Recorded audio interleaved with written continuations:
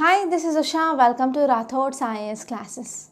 In this lecture, we are going to discuss current affairs of 7th April 2021. In this lecture, we are going to discuss 8 topics which are very much relevant to UPSC. So let's get started with our discussion and let us see first article.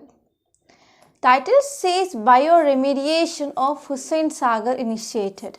So this article mainly talking about one important topic which comes under our environment and ecology, and this topic is important from both prelims and also mains point of view.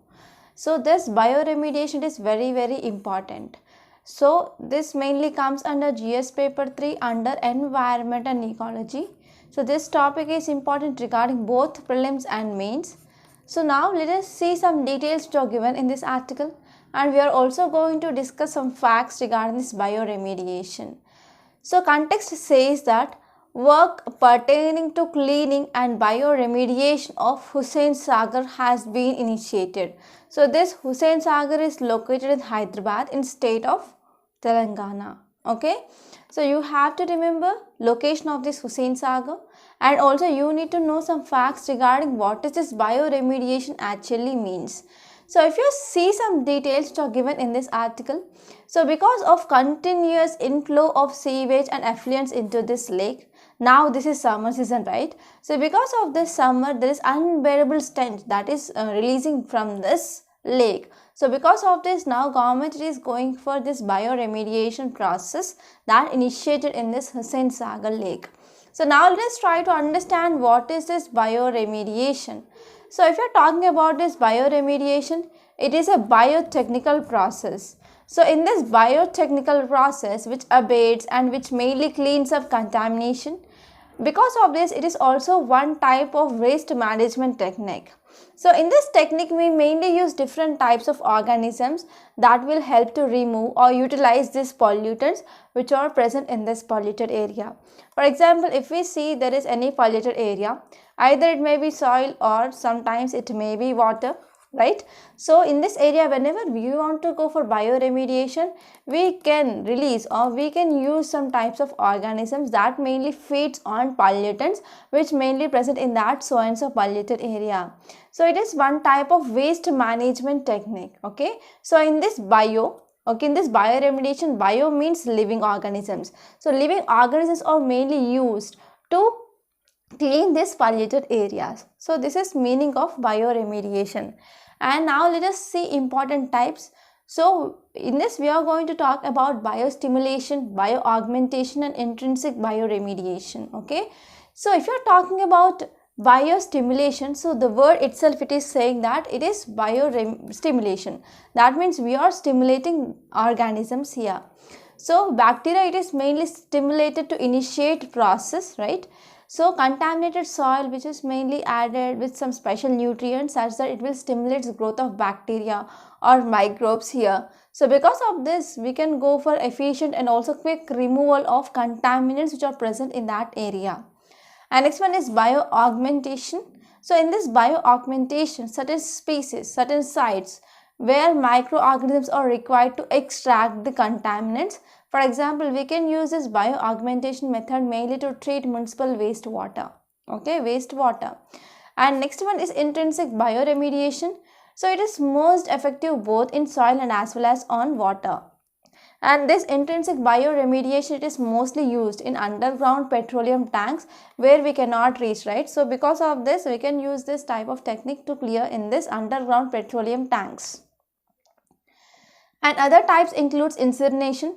Incineration, we can say in simple words, combustion. Okay, so whenever we are going for combustion of this organic waste, okay, that will turns mainly into ash, flue and gas and heat. So this type of treatment is also called as thermal treatment. And next one is phytoremediation. Phyto means we are using plants. Okay, plants, they are directly used to clean up or to contain contaminants in soil. So this bioremediation, that will helps mainly to mitigate environment problem without the need to excavate contaminant material and dispose of it elsewhere. So we are mainly planting some plants here. So because of this, whatever contaminants which are present in this area, that will be taken up by a plant. So by using these plants, or also we can go for cleaning up of contaminants in so and so area which is present on our soil. Okay, so in this way, so these are some important types of bioremediation. So this part will be very important for mains point of view. And now let us see next article. Title says Justice Ramana will be next CJI, that is Chief Justice of India. So this article will be important regarding polity, which comes under GS paper 2. Okay, so this topic is important from prelims and also mains point of view.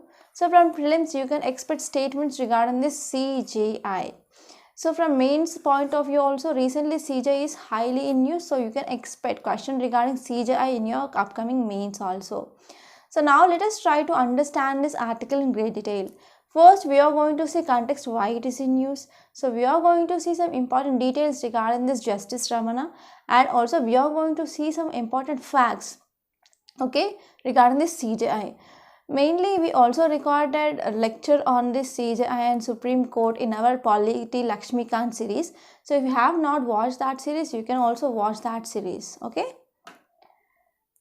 So if you see context, it mainly says that President appointed Justice N.V. Ramana as 48th CJI, so which will come into effect from 24th April onwards. So our President of India appointed N.V. Ramana as 48th CJI, that is Chief Justice of India. So if you see some details here, so this Justice N.V. Ramana, he will have tenure of about 16 months, okay. And outgoing CJI recommended this Justice Ramana. He is a senior most judge of top court, that is Supreme Court, and he should be appointed as 48th CJI. So this is request which is made by CJI, okay. So if you're talking about constitutional provisions regarding this CJI, so in our constitution, article 124 subclass 2 talks about appointment of judges, okay. So this article mainly talks about appointment of CJI and as well as other Supreme Court judges. They are to be appointed by President of India. So you have to remember this article, that is article 124 subclass 2 talks about appointment of judges of Supreme Court and CJI.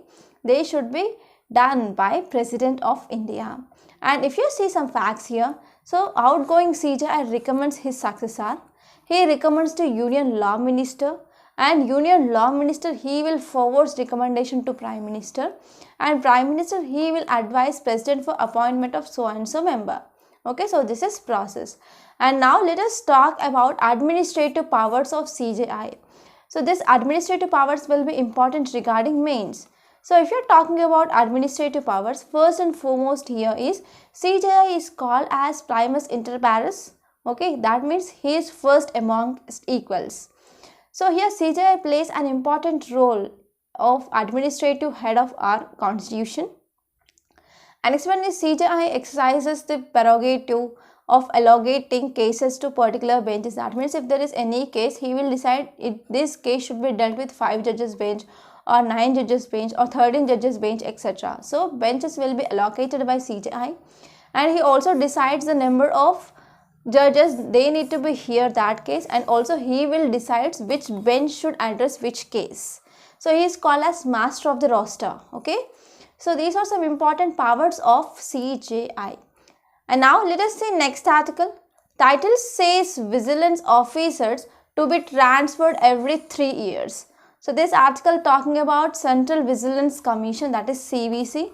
So this topic is also important regarding polity, which comes under GS paper 2, and this topic will be important regarding prelims, okay. So now let us try to understand this article in a great detail. So we are going to see context why it is in use, we are going to see some details of this article, and we are also going to see some facts regarding this CVC. So if you want to refer more regarding this CVC, please open your Lakshmikant. In Lakshmikant there is separate chapter dealing with this CVC, okay, Central Vigilance Commission. So now let us see context first. So if you see context, it mainly says that Central Vigilance Commission has modified the guidelines pertaining to transfer and posting of officials in vigilance unit of government organization. So what is meaning of this? Here CVC, that is Central Vigilance Commission, it came up with some modified guidelines. So this modified guidelines mainly says that transfer and posting of officials. Okay, so regarding this transfer and posting of officials in this Central Vigilance Commission, so now CVC came up with some modified guidelines. So according to this modified guidelines, it mainly says that it is restricting tenure of official who is working in this CVC for 3 years at one place. So at one place he cannot work more than 3 years. So this is a modified guidelines regarding this transfer and posting of officials in vigilance units. So if you are talking about why, what is the reason? Here reason here is whenever these officers who are long staying in this place here, that will leads to some potential, that will have some potential of developing some vested interest, right? So because of this we can also see there will be unnecessary complaints and as well as allegations, and there will be also like we need to ensure transparency, objectivity, uniformity in approach. So to all these things here CVC came up with decision. Okay, CVC came up with some guiding principles. So in that principles they said that they restricted to work at one place, that is within 3 years. Okay, they need to work only 3 years. So more than 3 years they cannot work in the same place. So now let us see some facts regarding this CVC. So if you are talking about this CVC, that is Central Vigilance Commission, it is Apex Vigilance Institute, which is created via executive resolution in 1964. So this creation of this CVC, it is based on one important committee, that is Santhanam Committee. So you have to remember this Santhanam Committee for sure. And if you see later, it conferred statutory status in 2003. And this CVC that will submit report directly to President of India, and CVC will not controlled by any ministry or any department. So this is important prelims fact. And CVC, it is independent body and it is only responsible to Parliament of India. Okay, so these are some important points. And if you are talking about composition, it is a multi-membered body. It contains Central Vigilance Office Commissioner and also 2 Vigilance Commissioners. So if you are talking about appointment is done by President of India, but based on recommendations of one important committee. So you need to remember who are members of this committee. So members include Prime Minister, Union Home Minister and also leader of opposition party in Lok Sabha. So you have to remember members of this committee which is recommending to President of India regarding appointment of this members of CVC. And if you see tenure, it is 4 years or 65 years, which is earlier. And person who once appointed as members of this CVC, they will not eligible for further employment either under central government or even under state government. So these are some important prelims fact that you should remember regarding this Central Vigilance Commission. So I hope it is clear now. Now let us see next article. Title says talks begin to revive Iran nuclear deal. So this article mainly talking about Iran nuclear deal. It is called as JCPOA, that is Joint Comprehensive Plan of Action. Okay, BOA. So this article will be very important regarding GS paper 2 under international relations, and today's mains question is also based on this topic, so please focus on this topic, and this topic is especially important regarding mains. Okay, and now let us see context first. So if you see context, as we all know, former US President, that is Donald Trump, he withdrawn from this Iran's nuclear deal in year 2018. Right, now new administration came into picture in US and it want to revive this Iran's nuclear deal. So in this context, Iran and world powers, they will meet on Friday to discuss some concrete plans and how US would lift sanctions on Iran and Iran return to its obligations as part of indirect talks. Okay, so now they are going to have concrete plans regarding how US can lift sanctions and also how Iran can return to its obligations under this deal. So what is aim of this meeting? They want to revive this Iran's nuclear deal, that is 2015 Iran's nuclear deal. So if you see some details here, now new US administration, important aim of that President Joe Biden is to restore the agreement, that is Iran's nuclear deal of 2015. So in this context, 2 expert level groups, they have been given the task of marrying list of sanctions and that US could lift on with its nuclear obligations on Iran. Okay, now they are going to expert level groups such that they will come up with a list of sanctions which are imposed by USA on Iran and they need to be lifted, and return Iran need to comply with its obligations regarding nuclear enrichment. And now let us talk about some important facts regarding this JCPOA, that is Joint Comprehensive Plan of Action. So this Joint Comprehensive Plan of Action, it was result of prolonged negotiations from 2013 and 2015, and this agreement signed between Iran and P5+1.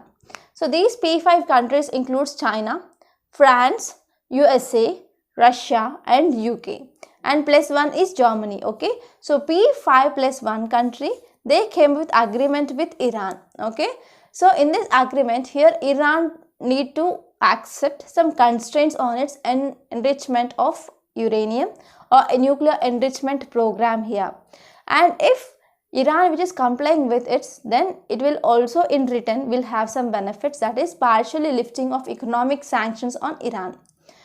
But recently, as we all know, in 2018 Donald Trump, he withdrawn from this deal. He called this deal as horrible and as well as one-sided deal. So this US decision to come out of this deal was criticized by all members who are present in this agreement. Okay, so here many other countries who are part of this JCPOA, they said that Iran is compliant with its obligations as certified by IAEA, but USA came out of this. Okay, so if you're talking about this, so what happened after USA which left this program or which left this agreement? So it increased the pressure on Iran and it started imposing sanctions on Iran. So because of this, Iran came with Iran policy of maximum resistance. So Iran came up with beginning in May 2019. Iran began to move away from this JCPOA's constraint incrementally. So it came up with exceeding the ceilings of 300 kg of low enriched uranium, and it also came up with 130 metric tons on heavy water. It also raising enrichment levels from 3.67% to 4.5%. And next one is it also stepping up research and development on centrifuge, and also resumed enrichment at Fordo, it is nuclear site of Iran. And next one is it also came up with violating limits on number of centrifuge in use. So because of this, increased pressure from USA and increased sanctions on Iran, so it came up with this resistant policy. And if you're talking about what are roadblocks in this restoration of this deal, so if you're talking about roadblocks, so first one is regional cold war, that is between Iran and Saudi Arabia is happening. So between this Iran and Saudi Arabia, there is traditional issue, that is Shia and Sunni issue that will be going on between Iran and Saudi Arabia. So because of this, if you're talking about this Saudi is one of cornerstone of US Middle East policy. Mainly to counter Iran, USA come close towards Saudi Arabia. So because of this, now it is one of major challenge for USA to restore nuclear deal with Iran and to maintain peace in Iran. Okay, so this is first important roadblock. And next one is Iran already gone too far here. So because of this, it is one of important challenge for Iran to resume the agreement here. So Iran, which is already currently in violation of several important commitments which are under this JCPOA. Okay, for example, we can say it increased its limits of stockpile of enriched uranium. And if you see this part, now we are going to discuss, it is important regarding mains point of view. So it is what are impacts on India for restoration of JCPOA. So if at all, whenever there is restoration of this JCPOA, how it is useful, how it will impact India. So first one is it will boost our regional connectivity. But how? So first one is whenever there is removing of sanctions on Iran, so India's interest in Chabahar port that will be increased. Okay. So recently India also gifted some container ships for this Bandar Abbas port. Okay. And because of this, we can also increase our regional connectivity. And this Iran will also helpful for India mainly to neutralize Chinese presence in Gwadar port. So this Gwadar port which is located in Pakistan. So this is which is mainly used by China. Okay. So this Chabahar port, which is very much near to this Gwadar port, so whenever India have access to this Chabahar port, then it will help to neutralize Chinese presence in this Gwadar port located in Pakistan. And next one is we have international north-south transit corridor. So it will pass through this region such that it will improve some connectivity with Central Asian republics. So in this way it will be very helpful for India. And next one is energy security. So due to this increased pressures on India and as well as Iran, so there is increased pressure on India regarding this USA's CAATSA, that is Countering American Adversaries Through Sanctions Act. So through this CAATSA, what happened whenever India which is going towards Iran and whenever it is getting anything from Iran, so India which is mainly fearing whether it will attract under this CAATSA or not. Okay, so whenever there is normalization of ties between USA and Iran here, then India can bring oil imports, okay, oil imports from Iran such that we can procure cheap Iranian oil and it will very much helpful for our energy security. So this is gist of this article. And now let us see today's mains question. So mains question is give a brief account of Joint Comprehensive Plan of Action and also discuss its implications for India. And answer should be written within 150 words. Okay, try to write answer to this question. And now let us see next topic. Title says Ukraine urges NATO to speed up its membership. So this article mainly focusing on NATO and as well as Ukraine. So I want to give you a small homework. Please open your atlas and see where is this Ukraine it is present. Okay, so this is homework for you people and don't forget to do this homework. And now we are going to see what is context, what are important details which are given in this article. And also we are going to see some facts regarding this NATO. So this topic will be important regarding GS paper 2, which comes under international relations, and this topic is very much important regarding prelims. So in prelims you can expect some map based questions from this topic. So if you see context, it mainly says that Ukrainian president urged NATO to speed up his country's membership in NATO. Okay, so first important concept here, content you need to know here is Ukrainian president urged NATO to speed up its membership in NATO. Okay, Ukraine want to become member of this NATO. Okay, so this is context. So why Ukraine want to become member of NATO? So if you are talking about some important details which are given in this article here is, so Ukraine mainly says that it was only way to end fighting with pro-Russian separatists. So because of this pro-Russian separatists, there is increased violence in Donbass since 2014. And Ukraine also says that there is increase in clashes and Russian movements on border raised. Okay, so because of this increased Russian movements and as well as clashes across this border, it raised mainly fears on escalation of separatist conflict in eastern Ukraine. So in eastern Ukraine also there are some separatist conflicts that are going on. And next one is Ukraine accused Russia of massing thousands of military persons on its northern and eastern boundaries. So as well as on Crimean Peninsula, which has been annexed by Moscow, that is Russia, in year 2014. So these are some important details which are given in this article. And now let us see some facts regarding this NATO, that is North Atlantic Treaty Organization. So if you are talking about this NATO, it is one of intergovernment military organization, and this organization established by Washington Treaty, and this treaty signed on 4th April 1949, and headquarters of NATO located at Brussels, Belgium. Okay, so if you are talking about significance, it mainly constitutes a system of collective defense. Okay, that means whenever any independent member state agreed to this mutual defense in response to an attack by any external party. For example, if there is one country, so if there is any other external country which attacked this country, so these members of NATO, they will attack this country which is attacking this country in response to this. So this is one of important thing that you should remember regarding this NATO. So if you are talking about objectives, there are two important objectives. First one is political objective and second one is military objective.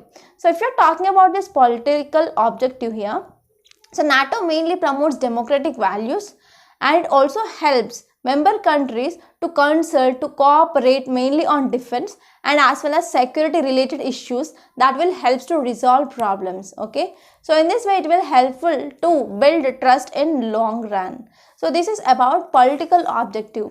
And next important thing is military objective. So NATO is committed to peaceful resolution of disputes. So if diplomatic efforts are failed, so if at all any diplomatic efforts fail with these members of this NATO, they will also go for some peaceful resolution of disputes. So these are two important objectives of NATO. So this is just, and don't forget to open your atlas and see where is this Ukraine is present. So this is your duty. And now let us see next article. So before seeing this article, I want to make a small announcement. So if you want to appear UPSC 2020, we came with excellent course, that is current affairs package, along with mains answer writing practice. So why current affairs?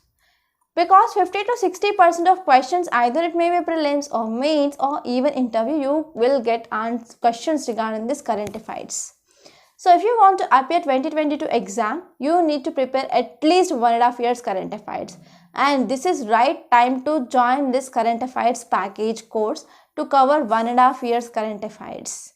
And if you're talking about mains answer writing practice, many students, especially who are beginners, who are freshers, they ignore this mains answer writing practice.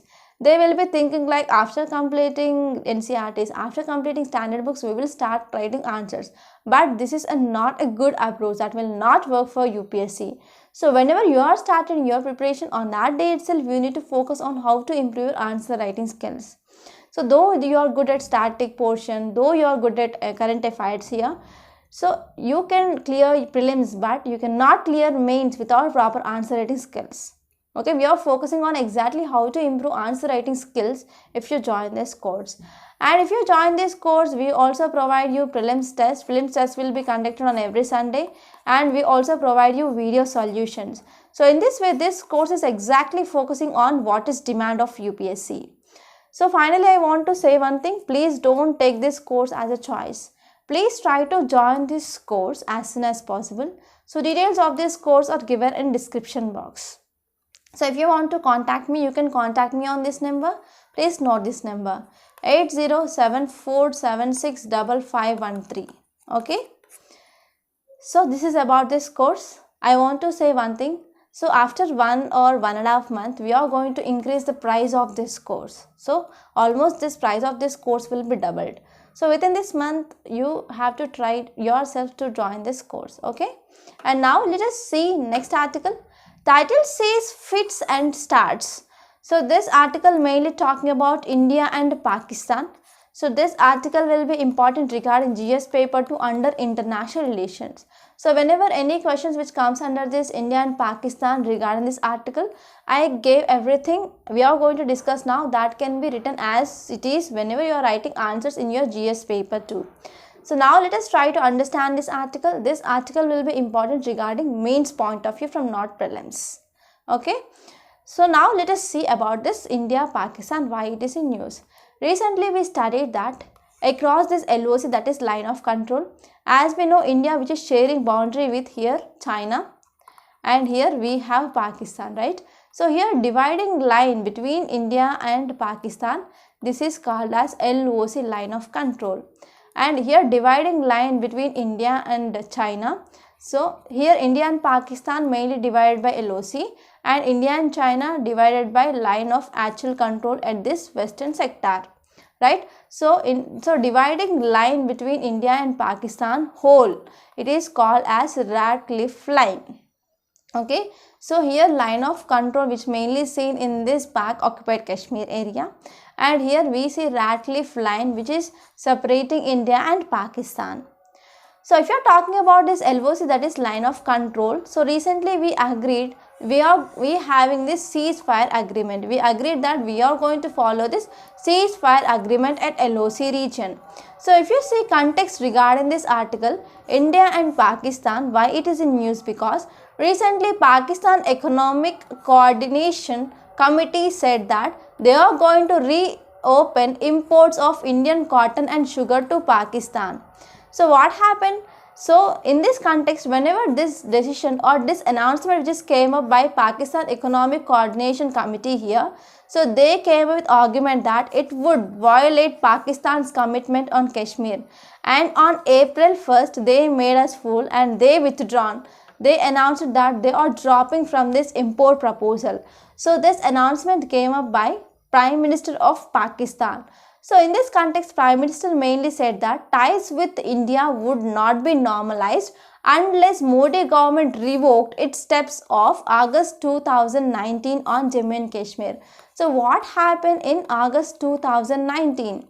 So in 2019 August, government came up with revocation of two articles, that is Article 370 and Article 35A of Indian Constitution. So these articles mainly talking about special category status to Jammu and Kashmir. So we revoked those two articles, Article 370 and Article 35A. So because of this, Pakistan mainly said that so ties with India would not be normalized unless Modi government revoked its steps which were taken in August 2019 regarding Jammu and Kashmir. So if you are talking about some important points regarding trade between India and Pakistan, so Pakistan decision to suspend bilateral trade with India that took in year 2019 in August. So after revocation of this Article 370 and Article 35A, so Pakistan came up with decision that it will suspend bilateral trade with India. Okay, so because of some constitutional changes in Jammu and Kashmir, because we came up with revocation or abrogation of Article 370 and Article 35A. So it is not a real reason, but underlying reason for this suspending of trade between India and Pakistan is India started imposing 200% of tariff, okay, on Pakistan import. So why India started increasing imports? Actually, Pakistan was under most favored nation category. Okay, so whenever any country which is under this most favored category, then there will be some tariff reliefs or import relief that will be given. But what happened after this Pulwama attack? I think most of you know this. So after this Pulwama attack, what happened? India removed Pakistan from this most favored nation. So after that, India started increasing import tariff, okay, that is 200% on this Pakistani imports. So whenever India started imposing this increased tariff, then what happened? Price of this Pakistani goods enter into Indian market will be increased. So because of this, it will not competitive with other goods which are present in Indian market. Okay, so this is one of important thing. So because of increase in tariff which is imposed by India, so trade between two countries had suffered a lot. And if you are talking about data, so we are saying this data before ban and after ban. So after ban here, what happened? India's export to Pakistan dropped by nearly 60% and imports they fell by 97%. And before ban, India used to enjoy trade surplus. That means India's exports are more than compared to that of imports from Pakistan here. So this is according to 2016 to 2017 data. So trade mainly decreased after this 2016 to 2017 because of Uri attack and as well as army surgical strikes, etc. So I tried to add map here. So here we have China and here we have Pakistan. So this boundary is called as Radcliffe line, and here we have a LOC region, and here we have a LAC line of actual control. Okay, and now let us see next article. Title says mayhem in Myanmar.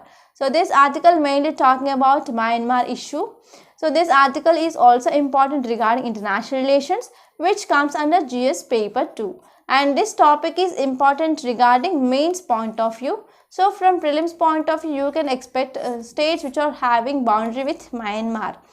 So if you are talking about this, if you say central theme, it mainly says that India, China and countries in ASEAN should pressure the junta to restore democracy. So as we already know that in Myanmar military coup is happening, okay. So Myanmar is under control of military now. So whatever government who won, so they are mainly detained in Myanmar, right. So because of this military coup that is leading to increased violation in Myanmar. So because of this article mainly says that countries like India, China and countries in ASEAN, they need to pressure this junta in Myanmar, and they need to try to restore democracy in Myanmar. So now let's see some important details which are discussed in this article. So if you're talking about context, so there is military coup. Now here Myanmar, it is in control of military. So if you see recently one increased violence that is seen in Myanmar on March 27th. So in this violence, Myanmar armed forces, they killed 100 protesters. So in this context, India expressed deep concern. India called for rule of law in Myanmar, and not only this, India mainly condemned this junta's violence. Okay, India said that democracy need to be established in Myanmar. So not only this, there are number of problems which are suffering from Myanmar here. So first and foremost thing here is banking system. It is in brink of collapse because most of staff who used to work in this bank, they started doing strikes, and there is also cash. It is very scarce in Myanmar now. And next one is prices of essential goods, they are rocketing in Myanmar, and industrial workers, they are also on strike. There is no production or no manufacturing. So because of this, there is alteration in demand and supply in market. So because of this, there is increase in cost of essentials in market. And also pandemic, it is also one of important challenge that is faced here.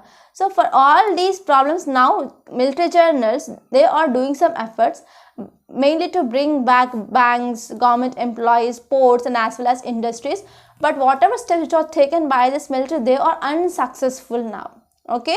So in this context, this article mainly says that the important way forward for these problems which are facing by Myanmar is India, China, and other countries who are part of ASEAN, they need to keep, or they need to increase pressure on Myanmar.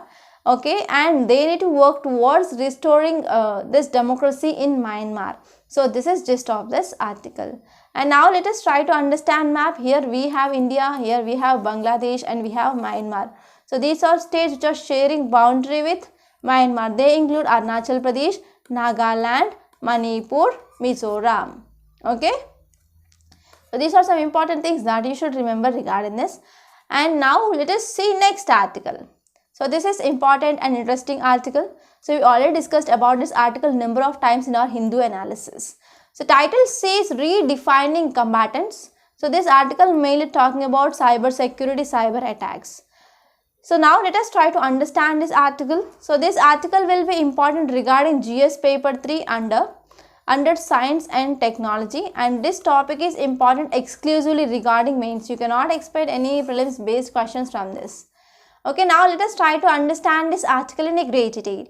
So if you see context, recently one report in New York Times released in October 2020. So this report mainly said that there is power outrage in Mumbai power distribution system. So it is because of some Chinese hackers, Chinese cyber attack. Right? So this is context. So we already discussed everything regarding the cyber attack. So now if at all any questions which appear in mains, so how you need to approach that question. So we are going to discuss now. So if you are talking about this cyber security, what is meaning of this cyber security? Cyber security means we need to protect our cyberspace, including critical infrastructure, mainly from any attack or damage or misuse or economic espionage. So this system of protecting this information or damage or attack, this is called as cyber security. So why we need to focus on cyber security? Why India needs to focus on cyber security? So if you are talking about especially USA, so it is one of many countries that are investing large amount of money mainly to protect, mainly to build this defense system against the cyber attacks. So because of this, whenever there is any attack which have happened on this USA regarding the cyber, so they have capability mainly to retaliate that, right? So not only USA, there are many countries in our world, for example, USA, China, Russia, Israel and UK, they are building on this cyber warfare capabilities. So because of this, India also need to build on this cyber warfare capabilities.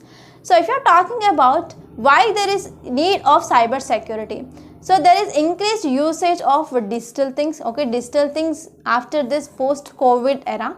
So we increased using our technology, we increased using our digital transaction, we are going for bank accounts that is seen in our mobile phone, and even power manufacturing, even nuclear power plants, they are capable for this cyber attacks. So because of this, we need to focus on this cyber warfare capabilities now. So if you're talking about some examples of recent cyber attacks, so first one is Red Echo. Red Echo, it is malware by Chinese groups. So this Red Echo is also called as ShadowPad. It mainly targeted India's power sector, for example, Mumbai power distribution system. So that led to power outrage. So because of this malware, it will provide some backdoor access to servers, and servers, they can have access to this software. And next one is Stone Panda. This Stone Panda mainly identified gaps and vulnerabilities in our information technology infrastructure, and as well as supply chain software of Serum Institute, okay, and as well as Bharat Biotech, etc. regarding this COVID-19 vaccines. And next one is SolarWinds hack. Okay, this impacted national critical infrastructure in USA. So these are very recent cyber attacks. So now let us try to understand what are government initiatives which have come up. So government came up with 5 important things. Okay, so first one is Cyber Surakshit Bharat initiative. We have National Cyber Policy 2013, and we have Cyber Swachhata Kendra, and we have Information Technology Act of 2000, and we also have this Online Cyber Crime Coordination Center, that is IFOC, and this one is National Critical Information Infrastructure Protection Center. So these are some important government initiatives which have come up to deal with this cyber attacks. Okay, so if you see any question regarding this cyber security in your answer, you can directly write whatever we discussed now. Okay, so this is gist of this article. So I hope it is clear now. By this we are concluding today. I hope you enjoyed this lecture. Please subscribe to my channel, and don't forget to like, share and comment my videos. And don't forget to enroll this current affairs package. Thank you so much.